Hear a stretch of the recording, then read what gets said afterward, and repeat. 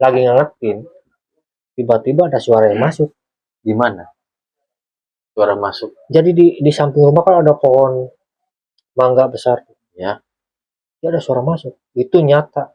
Dan saya di situ tuh bertiga. Saya, kakak saya, sama yang diurus sama ibu lah, anak kecil. Ya.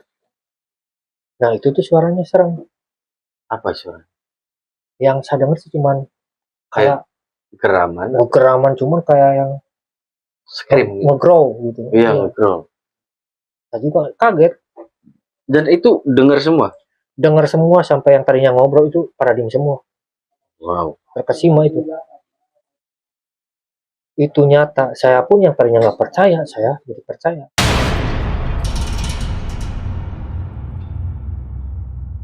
Di sebuah desa kecil yang penuh hiruk-pikuk kehidupan, hiduplah seorang anak bernama Bren.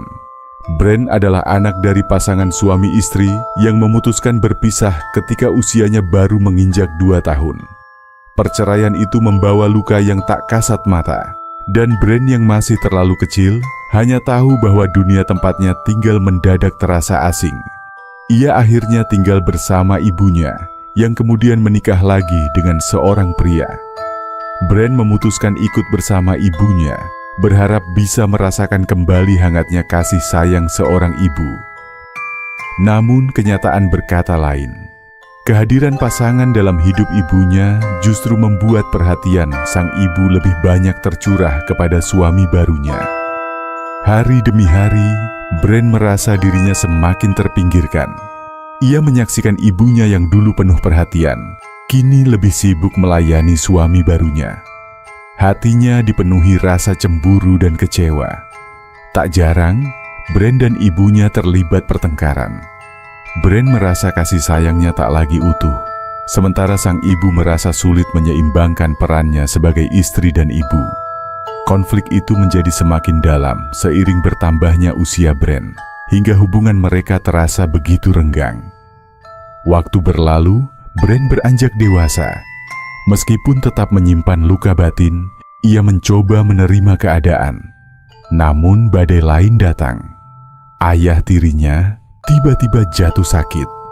Penyakit itu terasa aneh, bahkan dokter pun tidak mampu memberikan diagnosis yang jelas. Tubuhnya melemah, pikirannya mulai kacau. Kadang-kadang, ayah tirinya tak lagi mengenali orang-orang di sekitarnya, termasuk Bren dan ibunya. Suatu malam, ketika Bren menjaga ayah tirinya yang sedang sakit, ia mendengar suara-suara aneh di rumah. Suara langkah kaki, bisikan, dan ketukan pintu terdengar jelas, tetapi saat ia memeriksa, tak ada siapapun di sana. Kehadiran makhluk tak kasat mata itu membuat suasana semakin mencekam. Beberapa hari kemudian, ayah tirinya menghembuskan napas terakhirnya. Rumah yang sebelumnya dipenuhi kegaduhan, kini diselimuti duka yang mendalam. Namun tragedi belum berakhir. Beberapa hari setelah kepergian ayah tirinya, ibunya mulai menunjukkan gejala yang sama.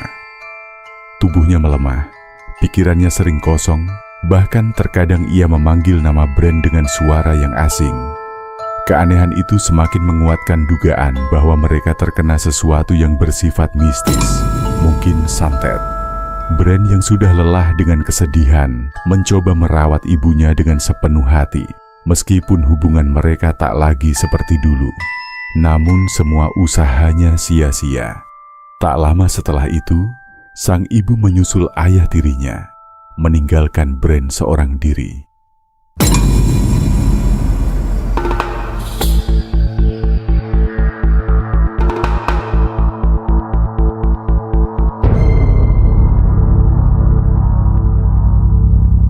Assalamualaikum warahmatullahi wabarakatuh. Alhamdulillahirrabbilalamin. Wassalatu wassalamu ala asrofil anbiya'i wal mursalin wa ala alihi wa sahbihi ajma'in amma ba'd. Halo sedulur binus Misteri Nusantara. Kali ini kita kedatangan tamu istimewa, ya. Siapa dia? Dia adalah anak muda, ya, yang akan mengisahkan, ya, atau menceritakan kisah nyatanya tentang ibundanya. Siapkan tisu, dan menangislah. Oke, kita langsung perkenalkan dengan Kang siapa? Mas Brand. Mas Brand. Kayak merek ya. Merek sendal. Merek ya. Oke, Mas Brand. Oke. Kita manggilnya Kang Brand atau Mas Brand. Bebas. Bebas ya. Oke. Sehat kan? Alhamdulillah. Oke. Kesehariannya apa nih kesibukannya? Kesibukan kadang nyablon, kadang jadi desain grafis. Oke. Ya pokoknya apa aja yang ada. Yang penting halal. Yang penting ya walaupun belum dapat hasil gitu. Insya Allah ya nanti akan ada hasil. Ya. Sepulang dari sini akan ada hasil dan kemudahan. Amin ya rabbal alamin. Oke, Mas Brand, apa nih yang mau dikisahkan? Jadi intinya tentang perjalanan hidup. Iya. Oke, seperti apa tuh? Ya, jadi awal mulanya gini lah. Saya itu kan dari keluarga yang maaf ya ini. Jadi broken gitu. Ya. Jadi saya tuh ditinggal sama ayah ibu tuh bercerai sekitar umur 2 tahunan. Umur 2 tahun ya, orang tua bercerai. Cuma ikut siapa nih? Nenek. Ikut nenek? Kakek ya, nenek kakek. Berarti orang tua nggak ada semua? Iya, pokoknya nggak ikut sama mereka. Nggak ikut mereka. Jadi diurus sama kakek saya gitu. Nah semenjak itu tuh kadang gini ya, saya tuh suka kepikiran kan umur segitu. Iya, 2 tahun. Umur 2 tahun ditinggal. Pas nincap 5 tahunan, saya udah mulai ngerti tuh. Gimana sih rasanya tuh kalau dekat sama orang tua? Kadang di situ jadi suatu pertanyaan. Ya dalam artian saya intinya pengen dapat perhatian dari orang tua. Ya, merindukan ya. Namun seiring waktu saya itu dilarang oleh nenek. Jadi nggak boleh ketemu awalnya itu. Apa alasannya? Saya juga kurang tahu. Karena waktu itu udah gak usah ketemu sama ibu gitu. Karena kan dari kecil tuh ya intinya bilangnya kurang inilah gitu. Ya entah karena nenek dan kakek yang ngurusin gitu ya. Ya intinya gitu. Cuman kan kadang gini, semenjak masuk sekolah SD kadang satu malu. Malunya ya lihat teman-teman. Ya teman-teman kan kalau sekolah tuh diantar sama ibu. Ya. Ambil rapot ya. Nah gitu. Sedangkan saya sama kakak saya. Jadi setiap harinya tuh sama kakak. Kakak juga sama kakek nenek tinggalnya? Iya, pokoknya kita tuh 2 bersaudara. Jadi semua tuh diurus sama kakek. Nah semenjak itu tuh setiap malam satu sering intinya pengen ketemu ibu. Karena ya yang ada di pikiran saya tuh gimana sih rasanya kalau bareng sama ibu. Tapi ya tetap masih belum bisa lah gitu waktu itu karena ya masih dilarang. Pas kelas 6 SD saya intinya berani ngambil keputusan gitu. Saya pokoknya pengen sama ibu. Masuklah ke keluarga ibu. Maksudnya main awalnya? Bukan main. Jadi udah mutusin pengen sama ibu gitu. Oh gitu. Iya. Pokoknya usia berapa tahun itu? Waktu itu berapa tahun ya, sekitaran waktu umur kelas berapa? 6 SD. Oh 6 SD, 11 tahunan ya? 11 tahunan lah kurang lebih. Nah ternyata pas faktanya saya udah bareng ibu. Udah tinggal sama ibu? Iya. Tapi nggak sesuai harapan. Kenapa itu? Yang dinamakan saya kan pengen perhatian dari ibu. Ya. Ternyata nggak dapet.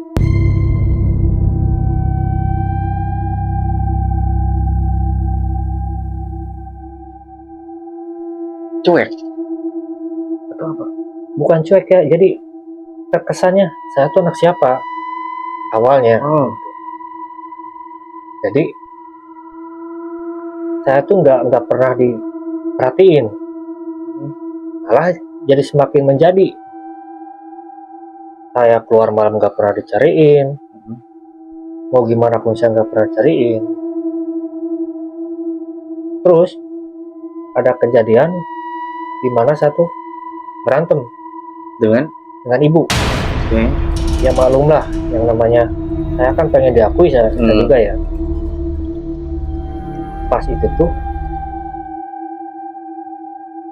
si ibu tuh jadi gimana ya, pas bapak tiri saya kan bilang ke ibu pengen Oh, ibu udah nikah lagi. udah nikah. Jadi posisi ibu tuh udah nikah lagi gitu. Jadi si ibu tuh lebih perhatian sama suaminya dibandingkan sama anaknya. Ya mungkin itu perasaan saya ya. Iya. Nah saya tuh cekcok lah sama ibu karena saya juga kan pengen diperhatiin. Intinya cuma itu doang. Saya marah-marah sampai ibu saya nangis. Karena saya ya gimana ya, saya pokoknya selama bertahun-tahun saya nyimpen unek-unek lah, intinya gitu, keluar semua. Jadi emang apa yang akan katakan pada ibu, apa permintaannya waktu itu? Ya kan waktu itu gini, sebenarnya saya tuh gak minta apa-apa. Saya tuh pengen kayak anak-anak lain. Intinya saya tuh pengen diperhatiin. Makanya saya ngebelain ikut sama ibu. Nah di situ tuh jadi sering berantem lah sama ibu. Nah pas 2016 bapak saya sakit. Bapak tiri itu. Bapak tiri saya sakit. Dan sakitnya itu nggak normal. Maksudnya nggak normal gimana? Jadi kalau misalkan kumatnya tuh tiap malam. Dan kepala itu katanya sakit gitu. Saya pun nggak tahu gitu. Hanya setiap malam, kalau Setiap siang, pagi siang dia aktivitas seperti biasa. kerja seperti biasa. Kerja, makanya saya juga aneh. Nah di situ tuh seminggu kemudian tuh ternyata semakin parah. Sampai medisnya, non medisnya dijalanin lah. Nggak ada perubahan. Gak ada perubahan, malah semakin parah. Nah dibawalah dia ke ada tempat gitu ya. Katanya dia tuh kena kiriman Santet. ya, entahlah itu apa ya gitu. Karena kan kiriman santet gitu. Saya kan kurang percaya gitu ya. Kata ibu saya tuh ada yang ngirim paku lah, entah apalah, tapi saya nggak tahu. Cuman berarti ibu juga pernah bawa ke praktisi berarti ya, makanya bilang ada paku. Iya, karena waktu itu ibu yang ngantar bapak tuh. Katanya ada sesuatu lah intinya di dalam tubuh, di dalam kepala, kalau kepalanya itu. Nah pas dia ambil paku itu ternyata bukannya sembuh, malah semakin parah. Dia nggak ingat siapa-siapa. Jadi kayak orang yang linglung. Dia tuh nggak kenal siapa-siapa. Istrinya juga nggak kenal. Kalau istri kenal dia. Cuma sama yang lain enggak. Tapi kadang kenal, kadang enggak gitu ya. Itu semakin aneh. Tiap hari kok semakin kayak gini setelah itu tuh. Dan saya pun ya, nyari lah gitu. Ini tuh kenapa gitu. Tapi ternyata ya ada kejanggalan lah. Emang benar ada kejanggalan. Waktu itu kan dia dibawa di rumah orang tuanya si bapak tuh. Berarti saya di rumah sendiri. Nah pas saya jagain rumah itu banyak yang datang. Maksudnya yang datang itu siapa? Ya semacam makhluk yang aneh lah. Berwujud. Enggak, justru suara-suara doang. Suara. Seperti apa suara? Ya seperti suara orang aja gitu. Tapi nggak ada wujud. Agak-agak scream. Enggak, biasa. Bilang apa dia? Nggak nyata ya, nggak jelas tuh gitu suaranya. Cuman ada gitu, di belakang. Nah, di belakang? Di belakang rumah. Saya cariin nggak ada. Nah, terus pas hari keduanya, sebelum parah ya, pas hari keduanya, itu burung yang dikenal di wilayah Sunda tuh, namanya kekea. Itu nggak pernah, yang namanya Sari tuh nggak pernah lewat. Pasti lewat terus. Bunyi setiap hari di situ terus. Sampai saya minta ditemenin lah sama kakak, jadi kakak saudara lah. Pas saya lagi nyalain api di belakang, dan itu suara cewek lah, perempuan, tapi semacam kuntilah gitu. Di mana itu? Di belakang rumah, dan adanya di pojokan. Dan itu dia nggak apa, ada orang tuh nggak lari, malah semakin mendekat. Suaranya makin kencang. Saya pun hampir panik lah gitu. Cuman ya mikir lagi, kalau masa itu ya udahlah, apa kalau dia nggak ganggu kan gitu ya. Suara kunti tuh dia tertawa, iya, atau gimana? Tertawa. Itu jelas tertawa. Nah, pas itu satu nyalain api, dia langsung lari. Nyalain api tuh korek. Jadi bakar-bakar lah di belakang tuh. Ya, karena kan gini, disuruh orang tuh setiap malam di inilah apa namanya, nggak boleh tidur sore-sore gitu. Makanya saya turutin gitu setiap malam, saya di belakang gitu ya. Pas hari ketiganya itu Bapak itu makin parah, sampai nggak bisa apa-apa lah, dibawa ke rumah sakit. Dan di rumah sakit pun nggak ada perubahan. Pulanglah dia tuh. Kata dokter sakit apa? Justru nggak ada gitu ya. Nggak ada penyakit. Iya, justru ngomongnya tuh kalau nggak salah waktu itu selaput otak. Kalau saya feeling saya gitu ya, itu tuh dari bekas paku itu mungkin. Gitu ya. Tapi yang nggak tahu lah gitu ya. Kalau alam ya. Tapi emang benar itu, si bapak tuh udah nggak bisa apa-apa. Nah, malamnya sebelum bapak itu meninggal, itu tuh banyak banget di rumah tuh. Apa? Ya, pokoknya suara-suara jatuh benda apa gitu. Saya kan waktu itu sendiri di rumah. Nah, banyak banget lah gangguan. Saya berpikir ini apa gitu ya, ada pertanda apa. Ternyata besok malamnya saya dikabarin bahwa bapak saya tuh meninggal di rumah sakit, di rumah orang tuanya, karena pengen di sana dia sakit tuh. Lah. Nah, habis kejadian itu hubungan saya sama ibu tuh membaik. Jadi udah membaik lah dari deket. Dari semenjak kehilangan bapak lah. Nah, semenjak itu dekat, berarti selang berapa tahun gitu ya, itu tuh zaman corona 2020 awal.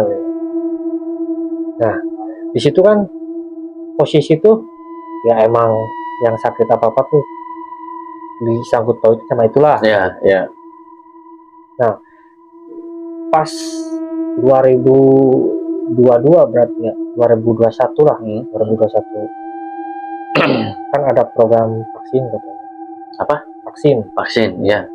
Entah itu gejala awal, ya. Entah itu inilah, pokoknya antara saya percaya karena itu atau bukannya gitu lah. Ya. Semenjak habis itu tuh, habis vaksin, ya, ibu tuh lemas. Okay. Saya tuh ke dokter lah, suruh ke dokter. Habis ke dokter, ternyata dia tuh divonisnya diabetes awalnya diabetes. Tapi yang anehnya tuh dia itu nggak sembuh, padahal pas di kontrol kedua itu udah turun, udah normal.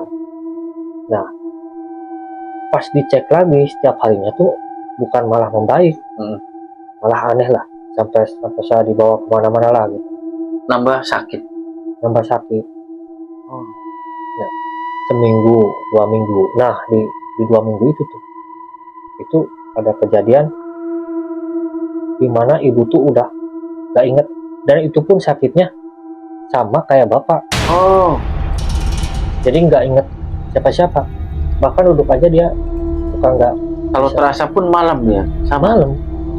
Malam pas itu tuh saya kan sendiri di rumah ngurusin ibu. Yang namanya anak laki-laki kan gimana ya. Pas si ibu tuh malam-malam minta ke belakang lah. Itu ke belakang dah, antar lah gitu. Dia tuh ya pernah ngomong lah gitu, intinya gini, ibu nggak mau ninggalin kamu. Ibu tiba-tiba bilang gitu? Iya, itu awal mula. Itu lagi di belakang? Habis dari belakang. Iya. Oh, ke kamar. Ke depan kan dia mintanya di depan. Waktu sakit. Iya. Dia ngomong kayak gitu lah, kok tiba-tiba ngomong gitu. Saya tuh ya udah, jangan mikirin saya gitu ya. Saya udah dewasa, udah punya istri lah. Yang penting ibu sehat. Nah, kirain saya ibu tuh bakal membaik. Ternyata setiap harinya tuh semakin memburuk. Malah sama sekali nggak ingat siapa-siapa. Oh, sama kayak bapak ya? Berarti... Sama. Jadi saya juga aneh, antara kok ini sama aja. Ininya lah sakitnya gitu ya, nggak ingat siapa-siapa. Nah pas malam-malam itu tiba-tiba si ibu tuh ngomong sendiri. Maksudnya? Jadi katanya sih itu tuh banyakan di rumah itu tuh. Kita dulu, kondisi ibu waktu itu udah nggak ingat siapa-siapa. Udah nggak ingat siapa-siapa. Iya. Jalan masih bisa ya? Jalan udah nggak bisa. Udah nggak bisa jalan? Udah nggak bisa jalan. Jangankan jalan ya, duduk aja dia suka. Duduk nggak bisa kuat, nggak kuat lama ya? Iya. Nah itu tiba-tiba dia kayak sehat. Duduk dan dia ngobrol seperti biasa, seperti orang nggak sakit. Iya, tapi bukan ngobrol sama saya. Saya kan lagi tiduran tuh. Iya. Tiba-tiba ngomong gitu. Ngomong sendiri. Apa yang dia katakan? Katanya sih kalau bahasa Sunda ya, karena kan dia bilang bahasa Sunda. Mih lu. Jadi Mih ikut ibu. Maksudnya Mih tuh ke ibunya? Ke ibunya. Nah pas dia udah ngomong gitu, tiba-tiba beda lagi. Dia tuh ngomongnya apa? Katanya ada suaminya di situ tuh. Terus ada bapaknya yang udah meninggal. Iya. Dan saya pun tengah takut ya, cuman kan masa sama ibu lah gitu. Saya coba beraniin ngobrol lah. Emang ada siapa? Saya gitu. Banyak kan? Ada bapak siapa? Bapak saya, kata ibu tuh sambil ngotot. Terus ada siapa lagi? Ada bibi saya. Siapa? Bibi yang udah meninggal. Yang udah meninggal. Gak tahu siapa ya, karena dia gak nyebutin namanya. Kalau ibunya sih jelas dia ngomong. Terus tiba-tiba dia tuh kayak bukan dia, intinya kayak ditumpangi ya? Iya. Tiba-tiba dia minta apa? Nasi kuning. Iya. Terus dibuatin? Ya kan namanya juga masih malam. Iya ya. Masih malam. Jam berapa itu perkiraan? Kurang lebih jam 3-an. Jam 3 pagi? Jam 3 pagi. Itu tuh dia ngoceh sendiri. Pengen diturutin. Nah saya tanya, kan itu bubur juga nggak dimakan kata saya. Nggak, pokoknya saya pengen nasi kuning. Lah, emang ini siapa? Nenek kamu. Lah, nenek? Kok nenek saya? Gitu. Berarti nenek yang masuk ke ibu. nenek yang masuk ke ibu. Dia ngomong lah, masa tuh yang namanya kasihan lah lihat ibu udah Ya. kayak gitu. Satu bilangin, Sebentar, saya potong bentar. Nenek udah meninggal. udah meninggal dari dia masih inilah, Oh, dia udah meninggal lama karena kedua orang tuanya udah meninggal lama banget. oke. Ya, Jadi paham. ninggalin dia di usia muda lah. Hmm. Nah pas itu tuh salah satu sampai ngomong lah gitu, Nek, kasihan kalau emang sayang gitu ya, kalau emang harusnya sembuh dia, ya nggak minta banyak-banyak, sembuhin lagi aja. Hmm. Kalau emang udah takdirnya dia istilahnya harus inilah gitu, Hmm. ya udah nggak apa-apa, saya ikhlas. Tapi dia nggak jawab, malah dia marah. Marah, katanya saya tuh ngusir, katanya saya tuh ngusir. Hmm. Jadi saya tuh bingung, antara bingung ini tuh benar ibu atau siapa. Tapi masa iya yang lagi sakit kayak gitu Iya, kan ya, kan ibaratnya logikanya gitu. duduk aja susah ya. Ya. Nggak bisa lah bisa dibilang ya. Nah besok paginya tuh saya langsung nyarilah nasi kuning. Hmm. Nasi kuning ada di warung gitu, saya beli. Nggak mau dimakan itu, Loh, kenapa? karena itu bukan nasi kuning katanya. Terus yang nasi kuning gimana? Makanya saya juga kan bingung, saya nanya yang kayak gimana nasi kuning tuh. Ya. Ini kan udah jelas nasi kuning. Enggak, nasi kuning tuh banyak telurnya, pokoknya banyak ininya lah gitu. Oh, mungkin yang khusus ya, artinya Iya. bukan yang kayak jualan-jualan Nah, gitu. Akhirnya terus bikin. saya tawarin, oh itu mah bukan nasi kuning tumpeng. Oh, iya, nasi kuning. Ya, oh, saya sampai nyuruh orang, saya pesan lah, pokoknya saya minta tolong supaya dia bikin nasi itu tuh. Nah dia tuh datanglah nganterin itu, ternyata emang bener itu maunya nasi itu. Dimakan? Bahkan cuman satu cuap dia langsung tidur. Tidur Biasa, jadi pules. pulas. Nah semenjak itu ibu tuh semakin parah, sampai saya manggil dokter lah, karena kan waktu itu lagi covid, jadi nggak bisa. Betul, ya. Kalau ke rumah sakit kan gimana lah gitu. Jadi saya tuh mutusin, ya udah di rumah aja. Nah kebetulan waktu itu tuh saya tuh ya tadinya kan punya rencana tuh bikin toko. Nah berhubung ibu sakit, jadi ya udahlah, intinya saya harus ngubur impian saya dulu. Iya. Ya itu juga kan ada untungnya ya. Iya. Dalam artian saya lagi dikasih modal, tapi ya modal itu nggak buat usaha jadinya kan gitu. Walaupun Ibu, ada masalah di depan, kan saya nggak tahu ada masalah di depan. Ya udahlah, saya berusaha intinya kan gitu. Saya terus pokoknya gimana baiknya buat ibu lah. Nah pas itu tuh kok semakin aneh. Aneh tuh semakin gimana? Ya intinya ibu tuh semakin hari semakin parah. Ngomong ngaco tuh. Iya. Semakin parahnya tuh. Semakin parah. Ya tuh jadi semakin hari semakin parah. Nah dia tuh sering bilang udah nggak kuat. Dia bilang aja udah nggak kuat.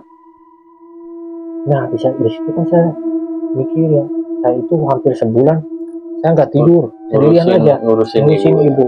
Masya Allah. Ngurusin ibu.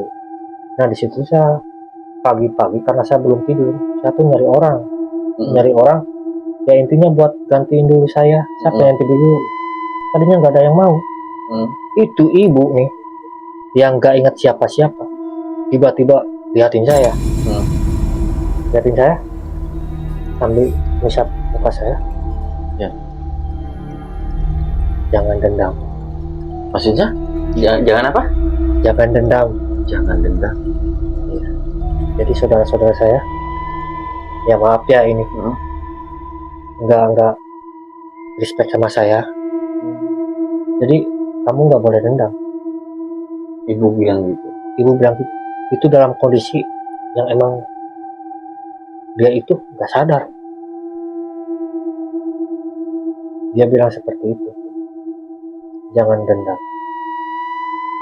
Pokoknya ke saudara siapapun jangan pernah nyimpen dendam. Nah sampai sekarang pun saya masih tanamkan itu. Nah habis itu saya tuh bilang, Bu, udah jangan mikirin saya, ya nggak apa-apa, saya masih sanggup gitu. Ya sambil saya juga nangis, sebenarnya nangis, dalam hari itu nangis. Iya. Kok ibu kayak gini maksudnya gitu, tiba-tiba ngomong gitu, ada maksud apa nih? Iya. Saya juga tanya lah. Apa di pikiran Ya waktu Mas itu Bren waktu itu? Ibu bilang kayak gitu, apa di pikiran? waktu itu saya kepikirannya tuh, ya intinya ada sesuatu lah dari kata-kata itu tuh. Besoknya itu, satu kan minta ditemenin lah karena sendiri gitu ya. Tapi tetap gak ada yang mau. Saudara juga nggak? Gak ada yang mau. Sebelum dia itu gak bisa apa-apa nih ya. Iya. Masih gak ada yang mau. Nah itu di terakhiran dia mulai ini tuh parahnya. Dia itu mau ke belakang. Nah kata saya tuh gini, udah pakai pampers aja biar nggak usah ke belakang. Dia bilang dengan jelas nggak mau ngerepotin. Intinya dia nggak mau ngerepotin. Udahlah, saya tuh turutin dia. Bawa satu ke belakang, balik lagi, duduk. Dan itu anehnya, dia itu duduk biasa. Padahal aslinya Dia nggak bisa duduk. Itu saya rasanya, wah udah ada perubahan nih. kayak sehat, dianggapnya sehat Kayak ya. sehat. Wah, sembuh gitu kan. Sembuh. Tiba-tiba dia ngasih wejangan ke saya. Apa itu? Katanya ibu udah nggak kuat. Ibu udah nggak. Kata saya tuh, nggak kuat gimana? Udah capek. Dia bilang udah capek. Terus dia bilang gini, ibu nggak nyangka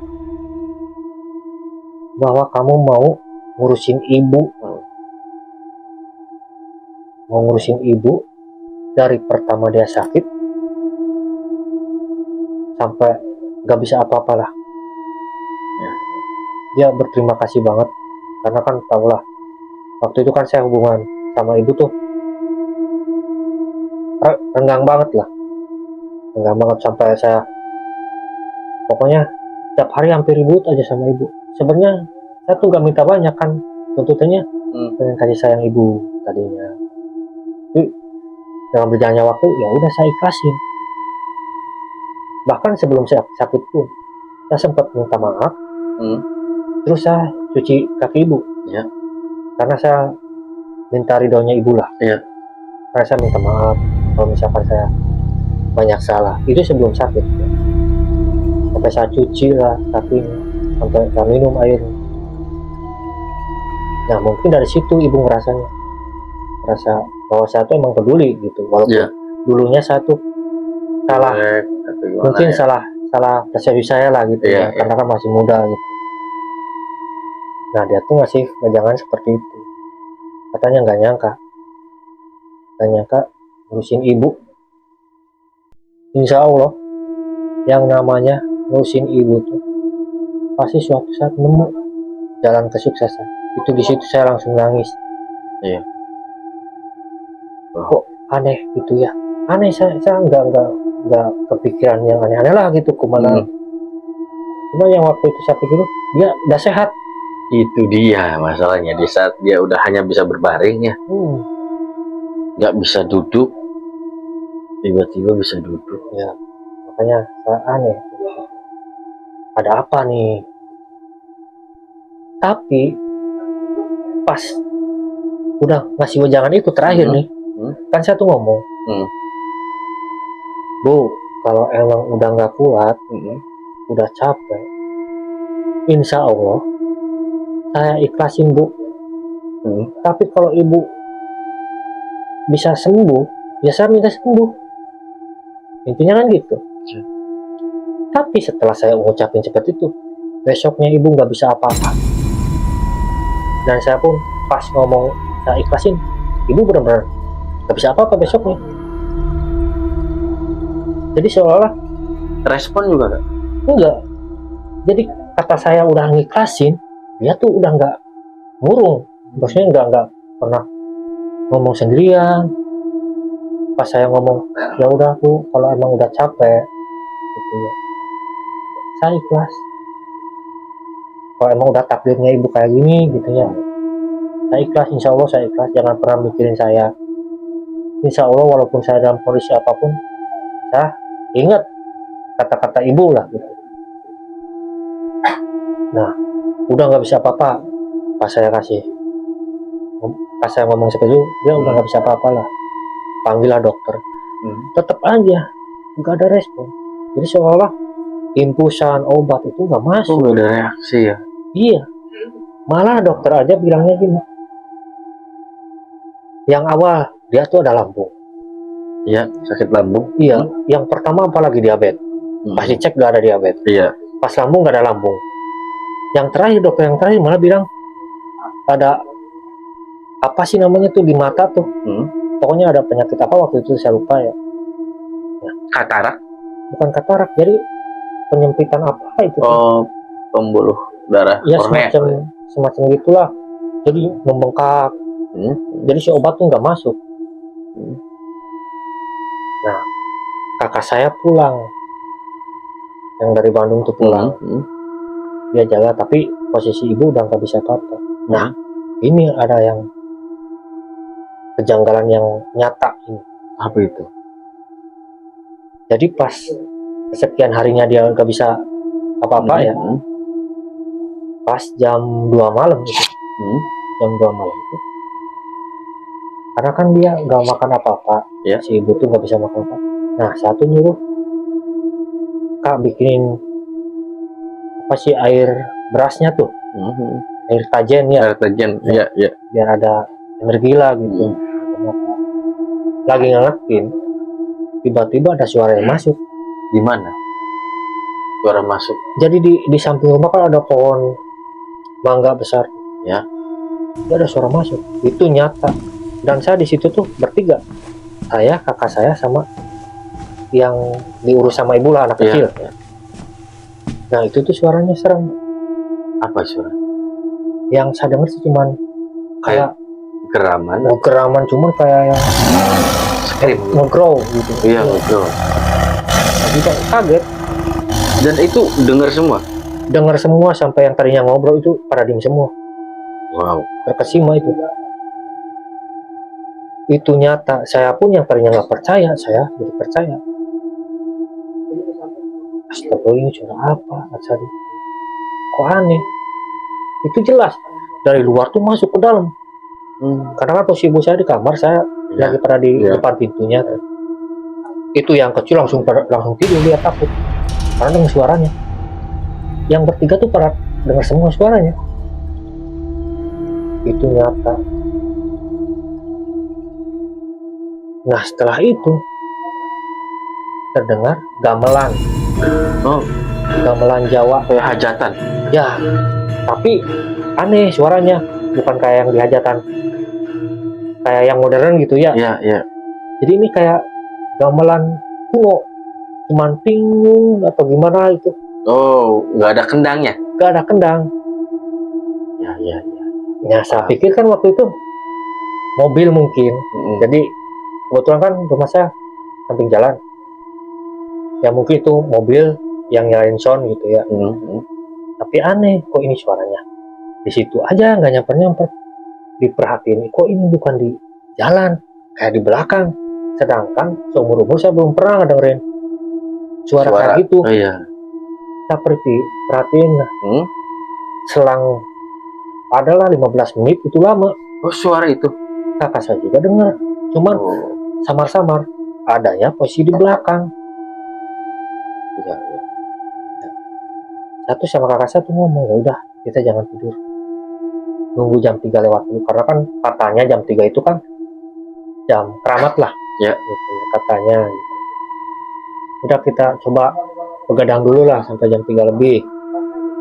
Nah pas itu saya ngobrol sama kakak saya, ini kayak ada yang aneh, ini nggak biasanya kayak gini. Dari sekian kejadian saya nungguin ibu, ini yang paling horor menurut saya. Apa itu? Ya itu kan suara, Oh ya, yang geraman itu ya. ya suara nyata itu. Saya tuh ngobrol sama kakak, kayaknya si ini pesan. Saya langsung punya pemikiran di situ, kayaknya ini pesan. Ya, bisa jadi. Besoknya benar, habis isya tuh ibu udah Meninggal. ya teratur lah. Sekarang tuh. Iya, bahkan saya tuntun lah gitu, saya bacain ini syahadat. Nah di situ dia nangis, bisa kelihatan banget air matanya tuh, tapi dia nggak bisa ngomong. Nah di situ langsung saya terpikir, ya Allah, kenapa gitu? Saya dari kecil sebenarnya impiannya nggak gede. Ya. Saya tuh pengen bareng sama ibu kayak anak lain lah. Ya. Gitu. Saya sebenarnya nggak nuntut banyak, cuman cara saya doang yang salah tadinya. Iya. Saya nyesal banget, biasanya karena kok deketnya baru sebentar udah diambil. Itu di situ saya terpukul banget.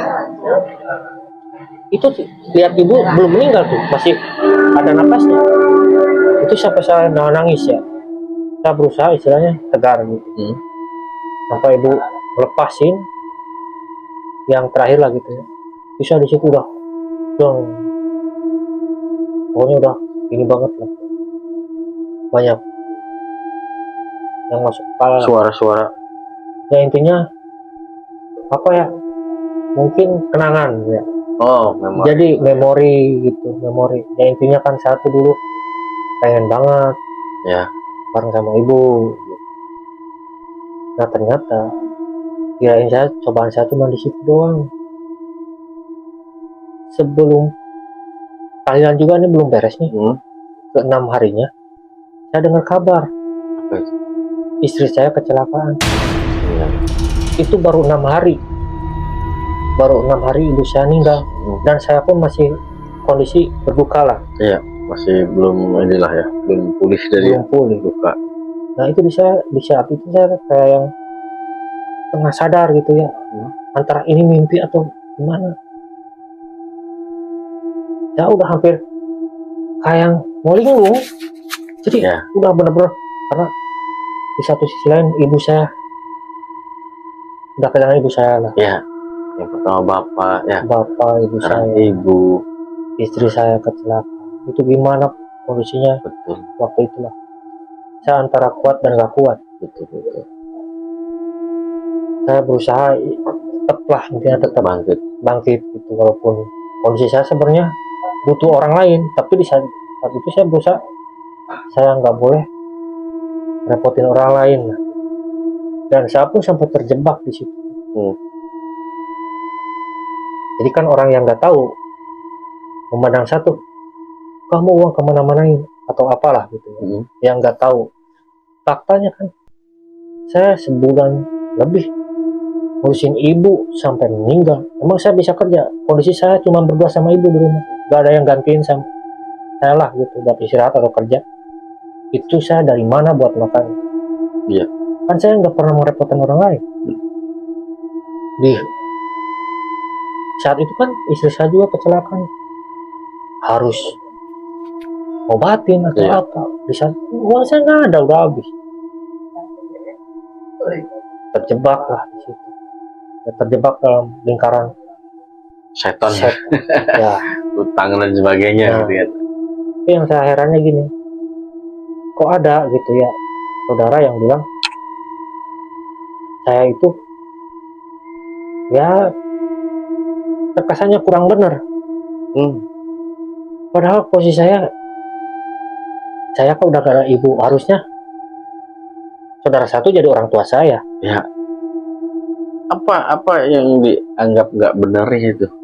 Ya, mungkin karena kan saya tuh udah habis-habisan.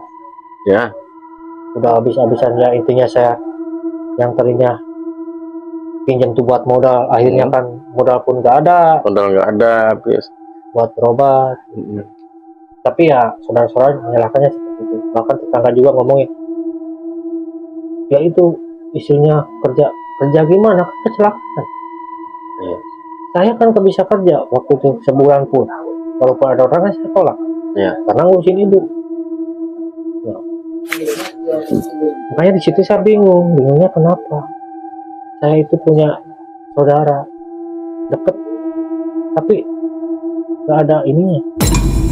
Bahkan saudara-saudara saya kelihatan sampai sekarang tuh menganggap saya tuh kayak menjauhi.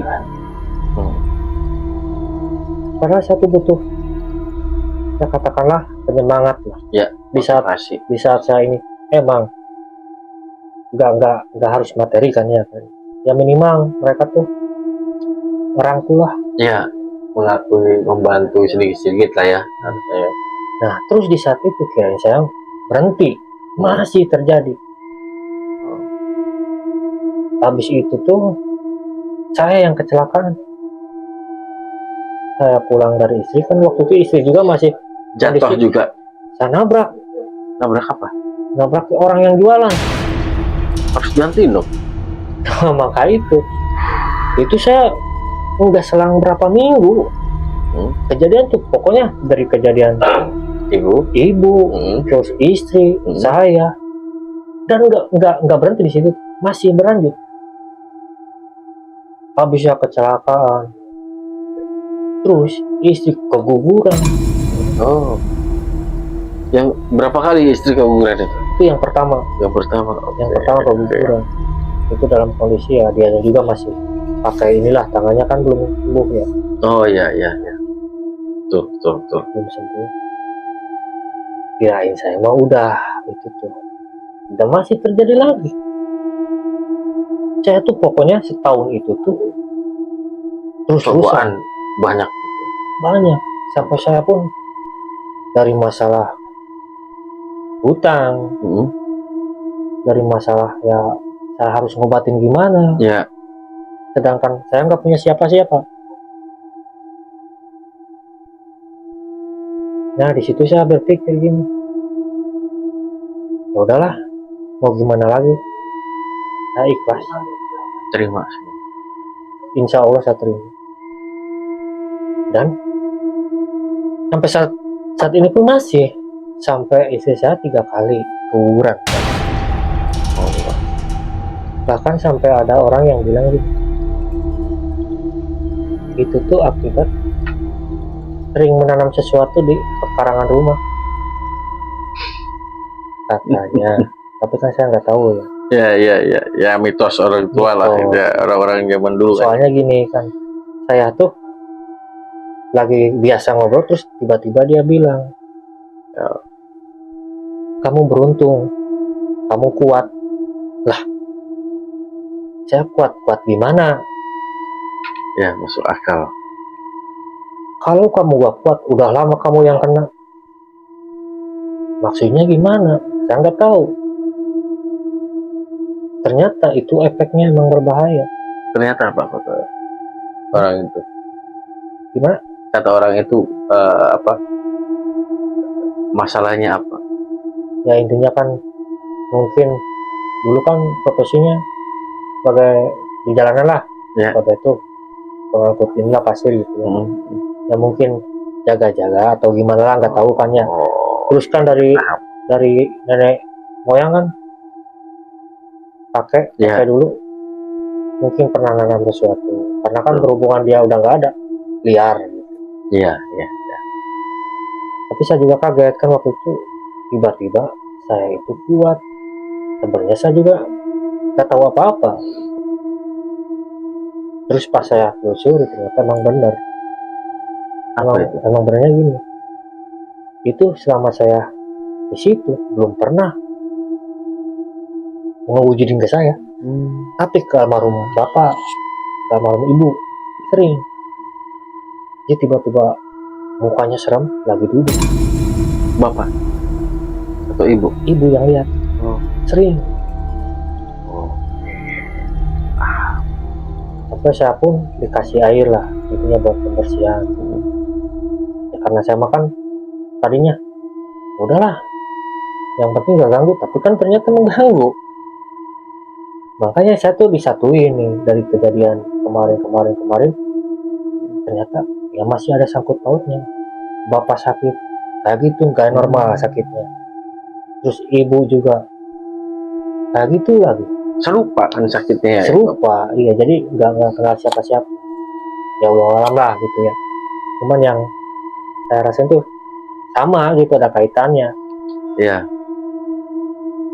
Jadi memang kalau yang saya pahami ya,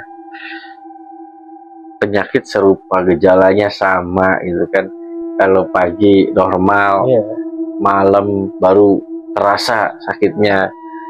Ya memang ini salah satu ciri-ciri maaf ya, santet.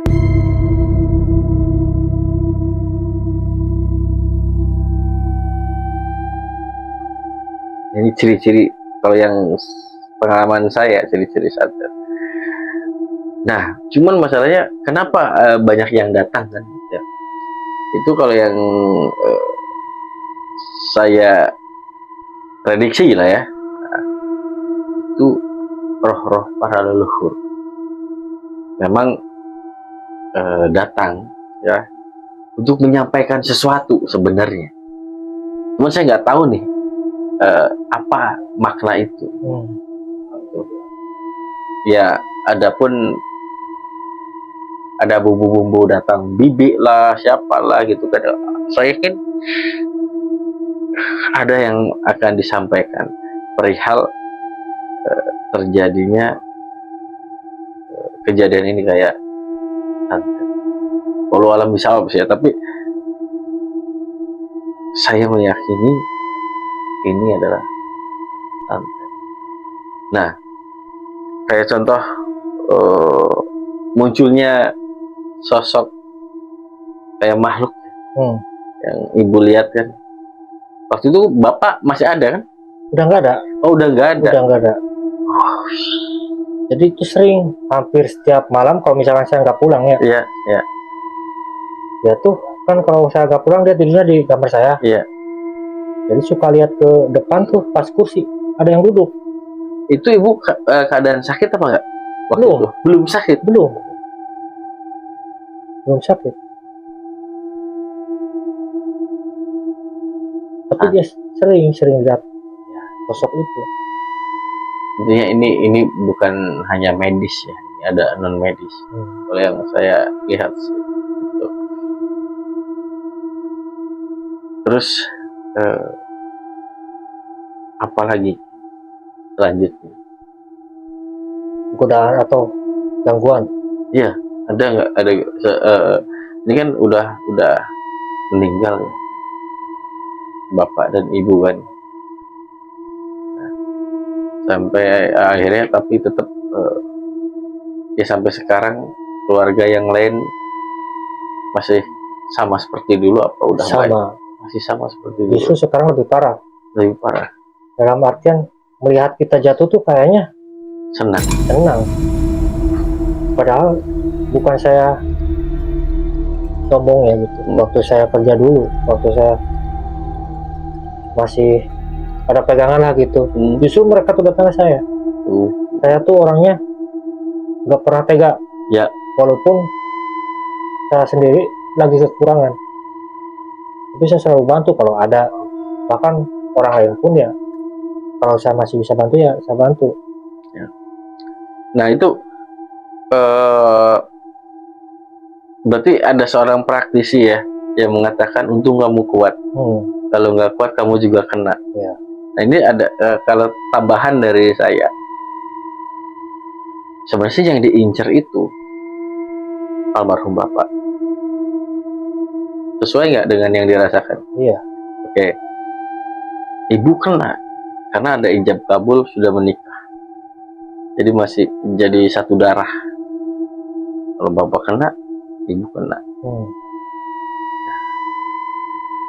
Kang Mas Bren, kenapa nggak kena? Selain ya ada power, ya kekuatan, nggak sedarah. Itu kan bapak tiri, betul? Nah, itulah ada terputus lah intinya. Makanya selamat. Cuman kan biasanya ada efek di rumah. Ya, justru itu. Jadi semakin kesini tuh usaha saya pun hancur. Iya, iya. Tiap saya jalanin usaha, saya nggak pernah berhasil. Iya. Bahkan dari depan mata lah, udah kita adu harga atau apa, tiba-tiba meleset. Bahkan orang yang udah datang aja, nanti bulan sekian ada orderan nih, meleset. Jangankan yang kayak gitu, yang udah deal aja, kadang ada kendala dari jahitnya lah, Ya, ada aja masalah. ada dari orang yang gak mau bayar lah. Keseringan saya di situ. Luar biasa. Sebenarnya saya kan bikin itu tuh ngemodalin. Iya. Terus sekarang udah jadi nggak dikasih kan? Gimana? Tapi ya udah kan saya ikhlas lah. Jadi intinya kalau menurut saya sih oke. Apa yang terjadi kepada kedua orang tua ya tetap itu kehendak ilahi, ya kan. Entah prosesnya begini begitu ya, kita sebagai anak atau orang yang masih hidup patut mendoakan ya, terus kirim Fatihah untuk beliau. Nah, kalau saya harapan saya gitu kan, saya harap kedepannya akan baik-baik saja, kedepannya Mas Bren bisa sukses ya. Itu kira-kira apa nih pesan untuk narsum Misteri Nusantara dari Mas Bren? Ya intinya hormati orang tua lah, Hormati. tetap sayangi orang tua. Karena saya pun ngerasa gini dulu ya, semasa hidup ibu saya nggak pernah gimana lah ke ibu. Pas udah meninggal kerasa bahwa nggak ada sosok ibu tuh, emang kita tuh nggak bisa apa-apa. Jadi ibarat tiang tuh, ibu sebagai tiang hamba. jadi benar-benar nggak punya pegangan apa-apa setelah ibu meninggal. Jadi menyesal, Sangat menyesal. sangat menyesal. Apa yang ingin Mas Bren katakan seandainya ibu masih ada di sini? Ya intinya kita minta maaf. Ya mungkin dulu saya pernah salah sangka, ya mana ada ibu membuang anak kan. Cuman dulu kan saya masih terbawa inilah gitu, masih labil. Ya intinya saya mau minta maaf kalau memang ada. Dan nggak bisa inilah susah. Jadi mau ngomong apa susah kalau ke ibu.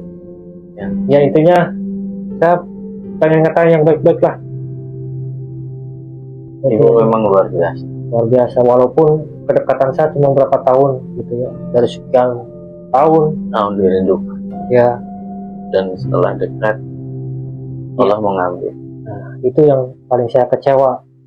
Jadi kenapa sih gitu tuh, pas saya baru dekat, baru kenal gitu sama ibu yang benar-benar ibu saya gitu ya, terus harus diambil lagi. Jadi kayak yang benar-benar pukulan inilah, di antara yang musibah yang datang, itu yang paling menurut saya pukulan terbesar itu. Karena sekian lama saya pengen sama ibu, dia udah deket, malah jalannya udah beda gitu. Nah dari situ Intinya sayangnya ya, menyesal dengan semua. Maka minuser, sedulur minus, inilah kenyataan ya, kisah nyata dari Mas Bren. Penyesalan yang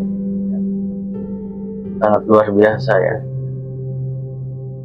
bahwa membenci orang tua atau membentak orang tua adalah perbuatan yang tidak baik. Walaupun sebesar apapun kesalahan mereka, ya tetap mereka orang tua kita.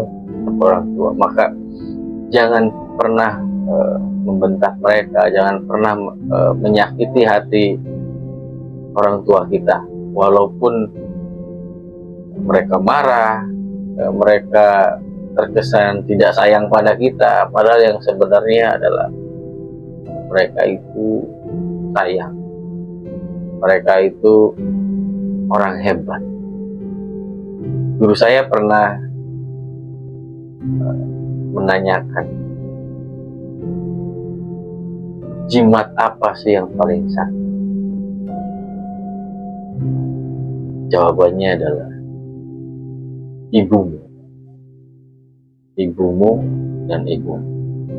Itu jimat atau pusaka yang paling sakti dimanapun. Jadi janganlah meminta sesuatu pada kiai, ustadz sebelum kamu menyayangi kedua orang tua. Oke, terima kasih Mas Bren atas kisahnya.